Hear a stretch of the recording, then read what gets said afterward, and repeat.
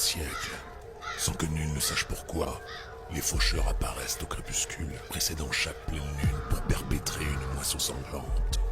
L'extermination de tous les habitants d'une ville ou d'un village pris pour cible au hasard. À la nuit tombée, les ramasseurs apparaissent à leur tour pour subtiliser les cadavres de toutes les victimes. Alors que le peuple de Soteria est plongé dans un climat de terreur, un ordre de chevalerie voit le jour pour faire face à ces massacres. Le rempart du salut.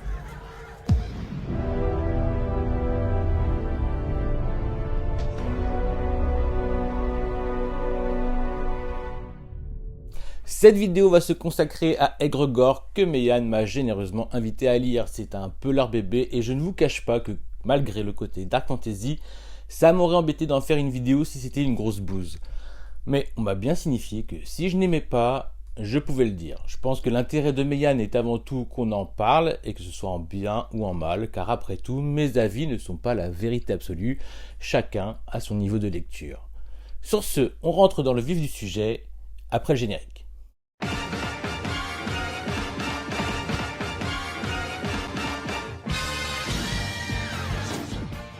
Je vous ai déjà présenté les 2 premiers tomes de la série et je vous avoue que j'étais encore un peu sur la réserve. J'aimais bien le parti pris d'un monde qui ressemble beaucoup à ce que nous représentent les romans de fantasy et tout l'imaginaire que cela implique. Graphiquement, c'est intéressant, d'autant plus lorsqu'on imagine toute la série en couleur.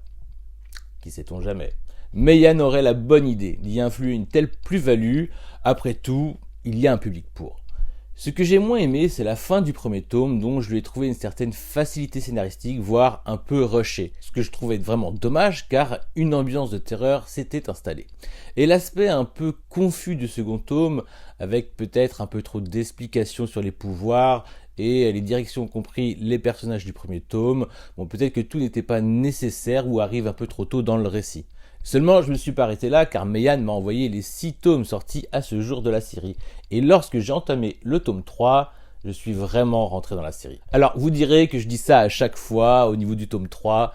Clairement, c'était le cas aussi pour Jagan, pour Hell's Paradise par exemple, mais aussi pour les 7 Ninjas des Fous, qui s'est révélé être d'ailleurs au final une vraie tuerie.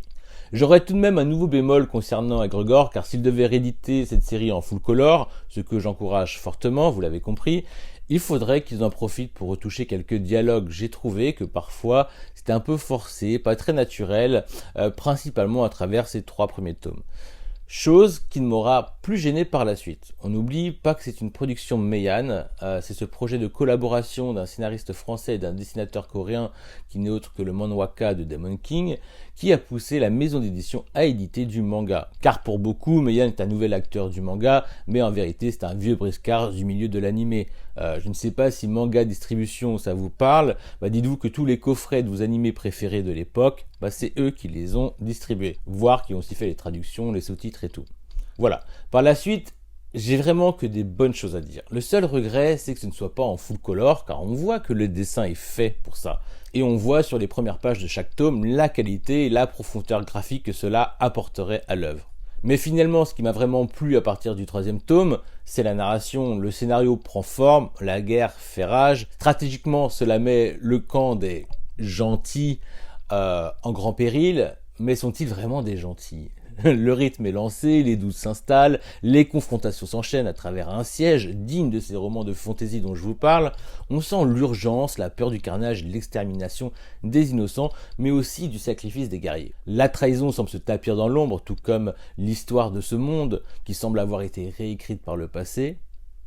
Tout cela rend le récit très intéressant, d'autant plus qu'il se déroule sur plusieurs plans. On sent clairement l'inspiration de Game of Thrones avec ses chassés-croisés de personnages sur différents lieux pour qu'ensuite les protagonistes se retrouvent sur une scène de combat.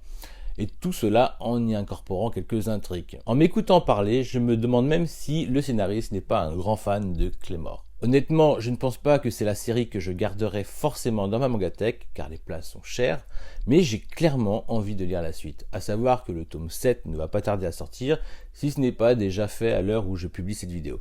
Alors, si vous aimez le genre, je vous conseille bien évidemment la série, c'est de la dark fantasy, c'est vraiment sympa. Si j'ai attisé votre curiosité tant mieux, car il y a un vrai potentiel de cette collaboration. Je suis content d'être allé au-delà de mes préjugés, car on va pas se mentir, ce que j'aime lire avant tout, moi, c'est des mangas japonais.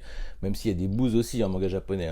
Mais Egregore, ça reste une belle découverte. Perso, ça me donnerait presque envie de contacter un mangaka hentai pour dessiner mes récits pornographiques. Mais c'est là aussi que tu te rends compte qu'il y a du boulot derrière tout ça. Bon, j'espère que la vidéo vous aura plu. Je vous dis à bientôt. Prenez soin de vous. Ciao!